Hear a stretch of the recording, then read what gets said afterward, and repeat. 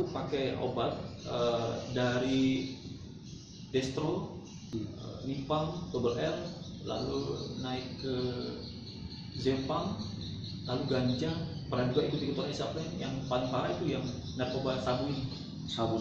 Oh, sabu ini habis saya, habis harta benda habis, uang semua habis, rumah tangga hancur, karir hancur, nama baik hancur, habis, masuk keluar penjara.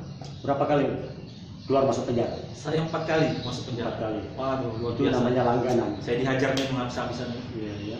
Kasihan penderitaan. Jadi waktu ada di dalam penjara, rasanya bagaimana selama di penjara? Ya, ada di satu sisi saya bersyukur juga sih masuk penjara. Rupanya itu Bersyukur masuk penjara. Karena apa itu, yang bisa disyukuri itu? Nah, salah satu yang saya syukuri adalah bahwa selama saya mengenal narkoba kan saya tidak tahu berdoa. Tidak tahu berdoa. Tidak pernah mengadakan Tuhan, tidak pernah baca firman, jarang sekali ikut ibadah. Jarang Syukur-syukur ikut setahun ibadah. sekali. Syukur-syukur setahun Jadi sekali. cuti panjang kan? Ya, cuti panas sekali. Seperti kapal selam ya. Iya. 1 tahun menyelam, nanti hari Natal Betul, baru muncul. Itu pun cari nasi Iya. bungkus mungkin. Nah, tapi kalau di lapas itu di sana kita dididik memang. 1 minggu kita dididik 3 kali sampai 4 kali ibadah. 3 sampai 4 kali di lapas ikut kebaktian. Kebaktian terus menerus. Bagus ya. Ya, Itu yang disyukuri ya. Ya, itu yang saya syukuri, dan kita dirutinkan untuk belajar Alkitab tiap pagi kita baca. Luar biasa. Ya, kita juga dikasih kesempatan untuk belajar ikut pelayanan, bawa firman, jadi MC, main musik, song leader, itu semua kita dikasih kesempatan. Itu salah satu yang saya syukuri. Ya. Jadi selama di lapas sempat terlibat pelayanan apa saja? Saya mula-mula itu dipercayakan jadi pengurus gereja, pegang kunci gereja. Lama-lama saya dipercayakan jadi worship leader, main musik. Lama-lama puji Tuhan saya dipercayakan bawa firman. Bawa firman. Iya. Bisa khotbah ya? Ya, saya belajar juga di sana. Luar biasa. Belajar dari sana, ya, puji Tuhan. Ya. Itu sesuatu yang luar biasa, dan akhirnya saya sadar bahwa ini rupanya rencana Tuhan. Iya, lebih bagus masuk penjara kan, dapat pembinaan rohani.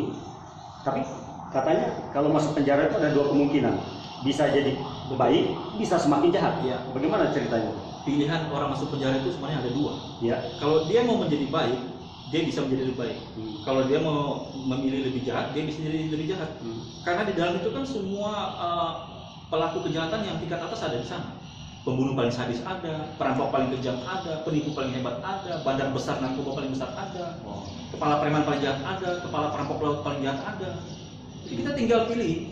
Kalau kita keluar mau dendam, oh saya sudah ketangkap nih, saya sudah rugi sekian puluh juta di dalam. Saya keluar, saya harus balas supaya saya dapat lebih banyak uang. Pertemanan dengan kepala perampok, pertemanan dengan bandar sabu-sabu. Akhirnya yang tadinya pemakai keluar jadi pengedar. Jadi kaki tangan bandar. Ya. Nah, itu yang sering kali terjadi juga. Tambah parah. Jadi 2 pilihan ya, mau pilih jadi baik atau pilih jadi buruk. Ada 2 pilihan. Bagaimana dengan cerita-cerita soal ada perempuan-perempuan yang terlibat dengan narkoba, dan apa yang terjadi dengan kehidupan mereka yang pernah disaksikan oleh Yeskian? Itu pertanyaan yang baik sekali, Pak. Jadi dunia narkoba ini kan tidak semuanya laki-laki, ada juga yang perempuan. Nah, kalau perempuan sudah ketergantungan dengan narkoba, mereka tingkat parahnya mereka bisa sampai menjual tubuh, menjual diri mereka.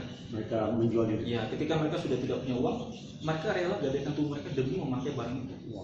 Bahkan ada kasus di mana seorang teman wanita sampai tega menjual anaknya. Menjual anak untuk bisa punya uang dan membeli narkoba. Dan itu sudah 2 kali terjadi, dan saya tahu persis, saya melihat sendiri kejadian itu. Di mana? Di Tarakan ini. Itu parah sekali. Narkoba merusak akal budi kita sudah dicabut memang. Tidak ada akal budi lagi. Pikiran sehat hilang. Jadi anak pun rela dijual. Ya, anak pun rela demi mendapatkan uang untuk membeli narkoba. Ya.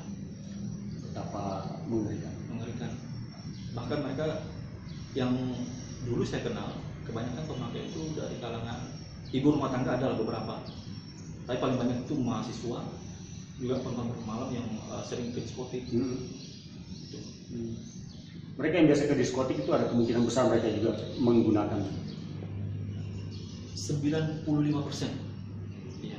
Kalau seorang wanita hanya cari hiburan, ke diskotik itu jarang, paling 1-2 orang. Lebihnya itu pasti cari yang sudah rusak pasti. Ya, karena bandar narkoba rata-rata mainnya di diskotik. Itu tempat peredaran yang bagus ya, aman ya. Tempat peredaran yang aman. Ada backingan juga mereka. Jadi selama 17 tahun ini bergelut dengan narkoba ini, pasti merasakan penderitaan yang hebat ya. Ya, saya berkali-kali pernah coba membunuh diri, dari puji Tuhan saya masih hidup. Saya pernah makan obat itu sampai 50-60 butir. Obat apa yang dimakan? Ini yang pernah saya makan obat destro campur sama obat DBL. 50 biji sekali. Iya, itu kan kalau menurut kadar manusia normal, tingkat seperti itu sudah bisa membunuh, sudah bisa menyebabkan jantung. Iya. Tapi puji Tuhan saya masih hidup.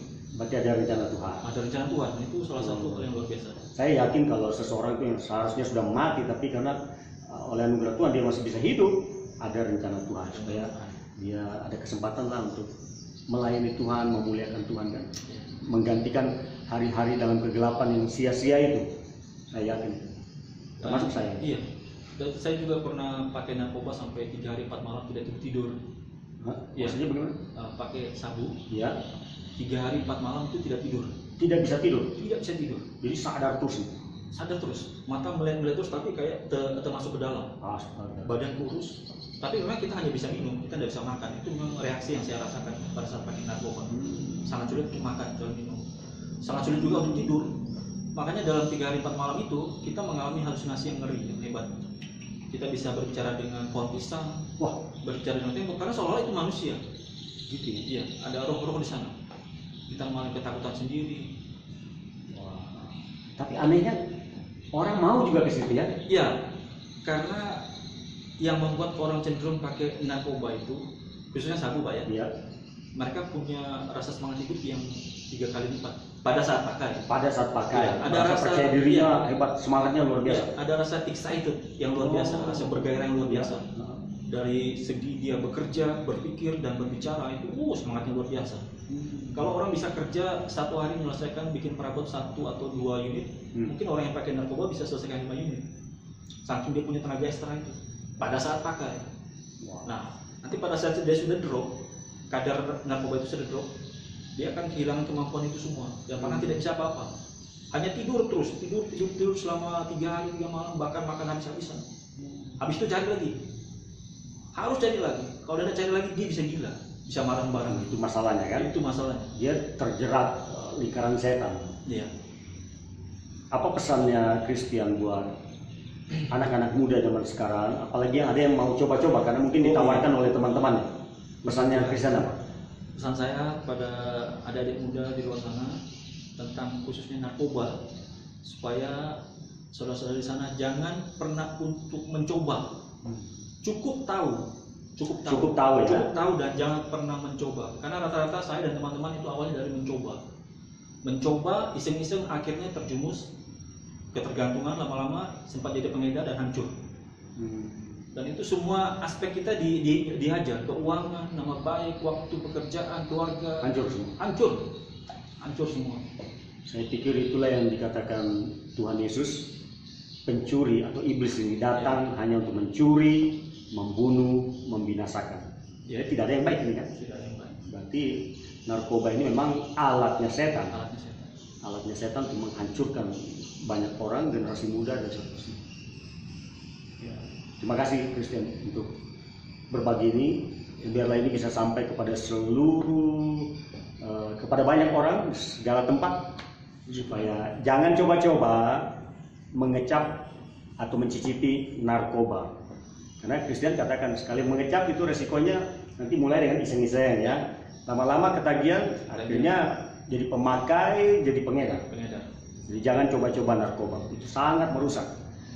Saudara kita Christian sudah mengalaminya 17 tahun penderitaan, bahkan setelah berhenti pun dampaknya masih terasa, efeknya itu masih terasa. Jadi jangan coba-coba merusak diri Anda dengan narkoba. Narkoba harus dilawan, dihindari demi keselamatan dan kebaikan diri kita dan juga keluarga kita dan masyarakat pada umumnya. Kiranya Tuhan memberkati. Datanglah kepada Yesus. Saya tadi ingat Christian katakan kalau coba melepaskan diri dari narkoba dengan kekuatan sendiri jatuh bangun ya, mustahil. Berarti harus datang kepada Tuhan. Nah, saya yakin bahwa orang yang terlibat dengan narkoba, yang sedang kecanduan saat ini, kalau mau melepaskan diri juga memang betul tidak bisa dengan kekuatan sendiri. Harus cari Tuhan, berlutut minta ampun kepada Tuhan, minta Tuhan Yesus menolongmu. Berseru, panggil Tuhan Yesus untuk membebaskan engkau dari belenggu kecanduan narkoba. Bagi Tuhan tidak ada yang mustahil. Terimalah Yesus, percayalah kepada Yesus, sebab Yesus telah mengatakan dalam Yohanes 14 ayat 6, Akulah jalan dan kebenaran dan hidup. Tidak seorang pun yang datang kepada Bapa kalau tidak melalui aku. Kisah Rasul pasal 4 ayat 12, Petrus mengatakan begini, dan keselamatan tidak ada dalam siapapun juga selain di dalam Yesus Kristus, sebab di bawah kolong langit ini tidak ada nama lain yang diberikan kepada manusia yang olehnya kita dapat diselamatkan. Yohanes 3:16 mengatakan, Yesus sendiri mengatakan bahwa karena begitu besar kasih Allah akan dunia ini, sehingga Ia telah mengaruniakan atau memberikan anaknya yang tunggal, supaya setiap orang yang percaya kepadanya, yaitu Yesus, tidak akan binasa, melainkan beroleh hidup yang kekal. Tuhan Yesus memberkati. Amin.